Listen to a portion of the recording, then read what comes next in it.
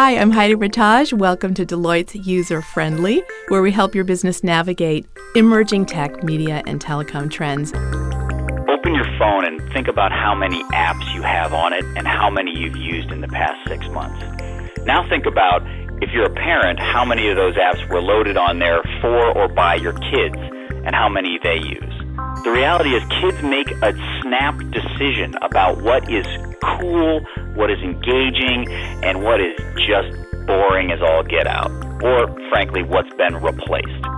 That mentality carries forward into the classroom. The kid doesn't change his mentality when he sits in the classroom. If there's something that's more engaging, if there's something that is creating a better result in the eyes of parents, if teachers feel that there's something that accomplishes both, then they're going to choose that solution, that approach, over something that doesn't provide engagement, doesn't provide results, and frankly, doesn't provide them with the kind of classroom environment that they want. Joining me to discuss trends in digital education are Greg Merchant, Mick Locker, and Jennifer Eng. Welcome to the show.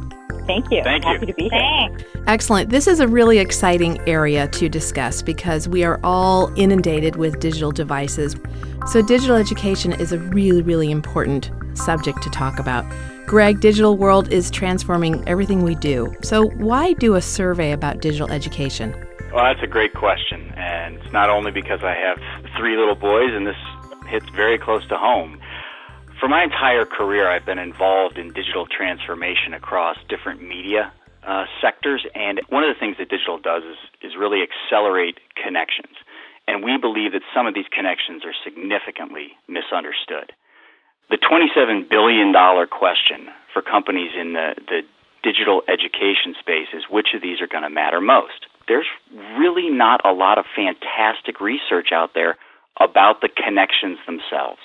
There's good observations and good studies about what happens in the classroom. There's good studies about what happens at the home, but there's not much about how the different connected pieces of the education system work. So we went out and developed some data ourselves. And we designed the survey to add some quantitative data and insight around these bet-the-company decisions that a lot of our clients are making. I love that you're thinking about it, really, really strong beliefs, especially about education. And then you get these surprises. Jen, I understand you're a digital native, so welcome. Were you surprised by the survey findings? If I reflect back on my elementary through high school education, a lot of it was, I guess, traditionally analog. And so it was surprising, I think, to look at some of the pieces of data. So we wanted to understand at what age students were typically accessing digital learning at home. And what we found was that 90% of students who were surveyed said that they did have access to digital learning at home, and 2/3 of them started by the age of 5. We were definitely surprised by the average age was 5. If I think about going to the grocery store and I see 2-year-olds using their parents' phones to keep them quiet while their parents are doing whatever it is that they're doing, it seems hard to believe that the average age would be 5. But, if we think about how old the iPhone and the iPad are, 10 years and 7 years respectively, it kind of makes sense. But I would definitely anticipate that the age at which they start will continue to go down as digital really infiltrates every aspect of our lives. I always thought just that the tablet was there to, quell the child while you're trying to pick which pizza to purchase, but nonetheless. Greg, it works pretty well for that, too. It works well for that, too. Yeah, what's that game? Just follow the dot. Don't worry about it. I'll get the yogurt when anyway. So, Greg, this idea of being in the world of transformation, having 3 little ones, that now this tutelage and your stewardship is going to be so important in choosing digital education and how that all comes to be. And on top of that, from what I understand, you are in 4 generations of teachers in your family. So surprises, what did the survey tell you about the role of teachers in digital education? Yeah, well, I could also tell you what advice 4 generations of teachers told me. They definitely let me know that there has been a mixed history of consulting involved in education. So as we sat around at Christmas dinner, I was told in no uncertain terms that I better make sure that I'm getting the teacher's perspective and not just looking at this from a completely external perspective. And I think we've done a good job of getting parents, teachers, and students involved in this particular survey. But one of the most important things that we found about this was that teachers overwhelmingly feel that education technology has impacted their role in the classroom in a beneficial way. And that was something we really wanted to understand better, is to see whether or not there was a general reticence amongst teachers to bring greater use of technology into the classroom because we felt maybe they believe that it diminishes their role, but we found the exact opposite. In fact, 70% of teachers said that it was either a very positive impact or a positive impact on their role in the classroom, and only 9% of teachers said that they felt that it had a negative impact, which when you think about the importance of being willing to experiment in the classroom and being willing to push the envelope to get towards the best solutions possible, that willingness, that embrace of technology by teachers is something that is absolutely critical. Mm-hmm.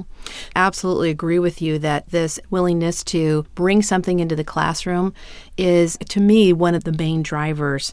Would you agree with that, Greg? If you don't have teachers that are willing to experiment with new things, there's a much greater transformation that you need to take on, because you're not only transforming the classroom and the curriculum, but you're transforming the mind of the people involved in the change. I want to jump into some more of these details. Jen, what were some of the key points in terms of the use and preference and teachers' attitudes? So we've found that almost half of teachers indicated that at least one digital device is used in their classrooms every single day. Mm-hmm. We also found that 75% of teachers believe that digital learning content will completely replace printed textbooks within 10 years. Maybe not shocking, but does demonstrate that teachers believe that there will be a very dramatic shift in classroom learning. And I think it makes sense given that we're seeing older generations of teachers who grew up with digital driving that demand towards digital learning. Greg, to me, what's interesting about the survey is that it really catches us up to beliefs and practices. What were some of the beliefs and practices that came out of the survey for you? Someone I greatly respect in the education sector once told me that parents are absolutely wonderful until you need them to do something. And I know it's not that black and white, but the idea behind that statement was, when it really comes down to it, how long are they going to sit with their kid and do homework? So one of the things we did was ask parents and teachers whether or not technology made a big difference in a particular area, like providing opportunities to learn outside the classroom. In the instance of teachers, we found that 74% of teachers believed technology made a big difference in providing opportunities for outside of the classroom learning. But then we asked them, how many times are you actually using technology to do that in a specific week? If they said at least 3 or 4 times, we said that's a pretty good match between the enthusiasm and practice. We asked questions in our survey about allowing students to learn at different paces, allowing students to get feedback outside of the classroom, and in almost every single case, the gap between belief and practice was somewhere between 25 and 41%. That really makes a big difference when you're thinking about how far we have to go within the education sector and how much room education technology has to grow. What a tremendous way to think about this as opportunity. Digital education really should be seen as opportunity in which we can enhance the experience through these 3 environments: teachers, parents, and students. So Jen, what are the kinds of connections needed between teachers, parents, and students? Ultimately, the lines between learning in school and learning outside of school are continuing to blur. And so because of technology, parents would be able to have a lot more data around what exactly their child is doing in the classroom, on his or her performance, areas where he or she may need to spend a little bit more time. So you could see more of a two-way exchange of information between the teacher and the parent. There's also an opportunity for students and parents to engage with teachers in terms of getting recommendations for learning materials. You could see more participation from parents and students. Maybe they've found something really interesting or fun that they like using at home that the teacher could bring into the classroom. There's more of an opportunity to collaborate amongst teachers, parents, and students to improve learning both inside and outside of the classroom. I love this idea of a learning life cycle. Rather than independent, teachers exercising their lesson plan and student learns and goes to their world and doesn't really discuss, and the parents just sort of checking in on homework. Digital Education inaugural survey revealed that we believe technology makes a big difference in providing learning opportunities. 90% of students have access to digital learning, and kids are getting their first taste of digital now at 5 and probably even younger. And the opportunity to shrink the gap between school and student. So let's move into findings of the application and transformation. Mick, we heard from Jen about the kinds of connections needed between teachers, parents, and students. What are the limitations keeping these connections from happening? There's a few things that we see limiting the pace at which connections are being made. If we think about this integrated digital ecosystem, in most cases, technology that's new to the school, potentially new to the teachers, parents, and students. And these technologies are required to enable this collaborative network. This takes investment and time for adoption. And then finally, if we think about our clients, we work with a lot of the large education companies. They're all thinking about this. They're all thinking about the shift to digital. But for them, the transition can be a challenge as well. If you think about these transformations, think about a company who's been doing something the same way for years and probably decades, and now their product is changing. How they sell their product is changing, how they deliver and service the product is changing, and even the customer. So all of these changes mean that these companies need to develop new capabilities to deliver the new products and services and to serve customers the way they want to be served today. And building these capabilities takes time. We have seen so many of these kinds of transformations. If we just think about retail and how most of what we do now is online. Greg, I wanted to turn it over to you because I know you work closely with Mick thinking through these models of transformation. What are limitations that could get in the way of this happening? It's all about who has embraced the new model faster. Time and time again, we've seen a lot of reticence by companies to make the investments necessary to move forward. And some of those investments are emotional. So when you think about the classroom, which for a large part hadn't changed for about 100 years, we're now talking about different transition periods. I mean, a teacher going from speaking to a web page, back to lecture, to a homework assignment, to an ed tech game, to any of these different types of transitions. They have to be comfortable and willing to kind of experiment with those and how they can work in a classroom. And the reality is we all know how difficult it is to keep control of a classroom. For example, think about when you had a film strip, if you're as old as I am, in the classroom. The teacher had about 30 seconds to get the film strip running, and then the classroom was lost.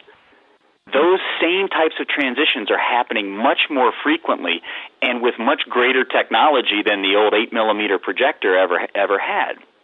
So teachers need to emotionally be ready to do that. Administrators need to be prepared to have a little bit of a learning curve. And students and parents have to be excited about what they're going to be able to use. The regulatory environment, the amount of investment and private capital that's being invested in ed tech, those are going to be important drivers as well. But one of the reasons we focused primarily on parents, teachers, and students in this survey was because we're talking about the most important influencers. So, Mick, in terms of this adopting technology, I've heard this reference about you, the queen bee of transformation. Love that, because this is a skill set that is really, really key, right? To Greg's point, it's this emotion. This ability to transform is so tied into how we feel about it. So share with us some of the potential drivers that you think will help determine connections that matter the most. When we think about drivers, we think about demand and supply side. So there's a couple of things on the demand side, and we've talked about some of these already, but I think one of the key ones is the shifting taste of learners. So we're seeing students seeking collaboration and connections versus just content. Jen talked about the average age at which students are using technology is 5. Probably that age is getting lower over time. That changes the way students think about what they want to do and how they want to learn. And that's connected also to how students expect mobility. They expect to be able to learn outside of the classroom. So I think that's a second demand factor. And then the final demand factor I'll touch on is the expectation from students, teachers, and parents for more individualized learning opportunities for students.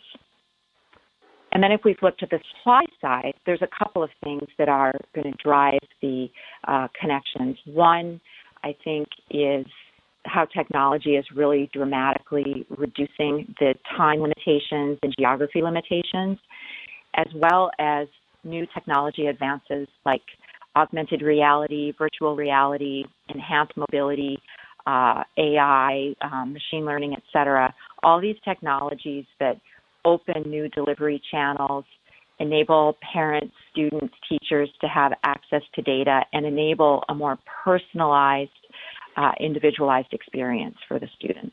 One of the things that we're talking to our education clients about is how to leverage the data that they have to create that personalized experience where the student is actually driving the pace at which they're going through content, and the teacher is enabling all the students to work at their own pace.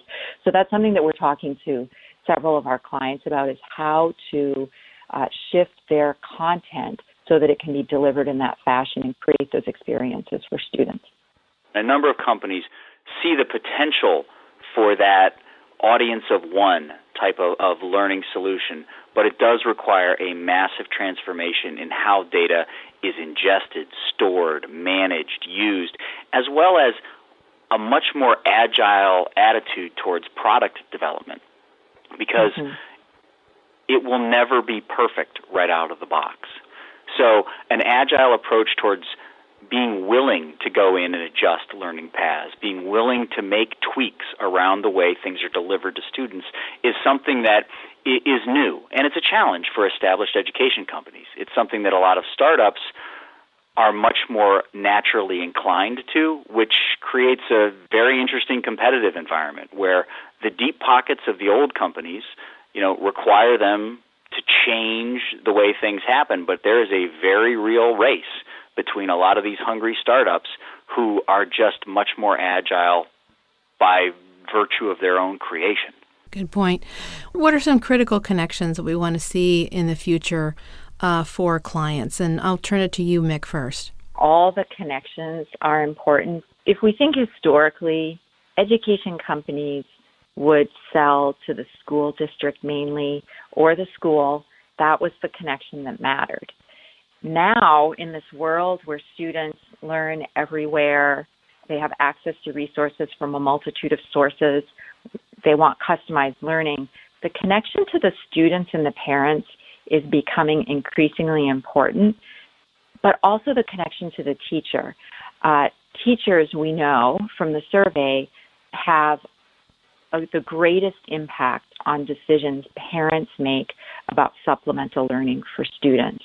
The perfect world, which is an integrated digital education ecosystem, where the formal parts of learning, like degrees, are combined with the less formal parts of education, like mentorship, or some of the credentials of varying degrees of maturity.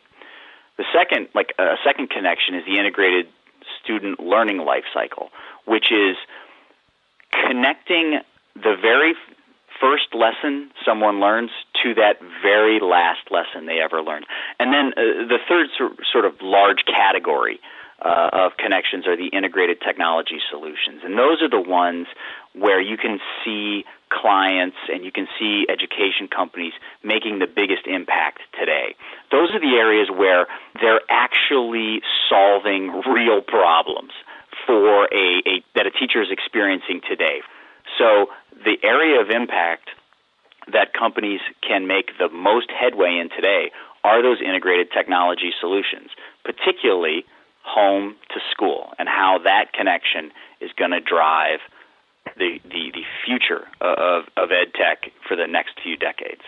Well, I was thinking digital natives are becoming digital teachers. Do you think that this idea of influencing a student to do, summer learning has a lot to do with youth as a digital teacher? They're like, okay, well, they're doing it, so I should do it. What do you think about that, Jen? I think that might be part of it. Digital natives increasingly are also becoming young parents. So it could be coming from multiple angles, in the sense that if you see your teacher is very comfortable using digital products and, seems really excited about it, and you're a kid and you use it in the classroom, there's a high likelihood that you'll trust that person and mention it to your parent and so on, right? So they kind of both enforce each other in that sense. We also saw that, overwhelmingly teachers who had 10 or less years of experience believe that ed tech would make a really big or pretty big difference in the classroom, and that the number of teachers who have more years of experience who believe the same thing decreases over time. We're going into our final thoughts. I wanted to turn it over to you, Mick. What are the key elements for adoption for the end user? What do they need to do to adopt? Teachers need to understand how to use the new technology, so training is important. The technology needs to be well integrated into the classroom. So ed companies can think about, how can they help prepare teachers to use their technology? How do their offerings integrate with other things that teachers are using? If we think about it from a parent's perspective, again, the technology needs to be easy to use, right? If they're going to be integrating into the learning experience that their child is going through, it needs to be easy for them and also engaging. And then we found students like things that are easy to use, fun, portable.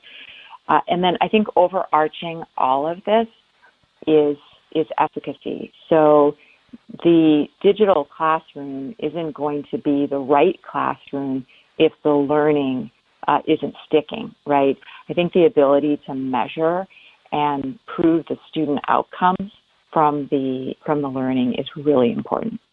You need to make sure that you have all of your bases covered. Teachers, parents, and students, or at least understanding how they're going to view that piece of technology, is leaving a massive piece of exposure on your flank. If teachers don't have confidence in how to use it, that tool is not going to be used. If parents don't understand what benefits it's going to provide for their already overscheduled kid, chances are they're not going to push their kid that hard to use it. And kids are kids. It has to be engaging enough that the student is going to want to use it outside of school. I mean, think about trying to get kids to eat Brussels sprouts. If the parents never had them do it, chances are those Brussels sprouts are staying on the plate.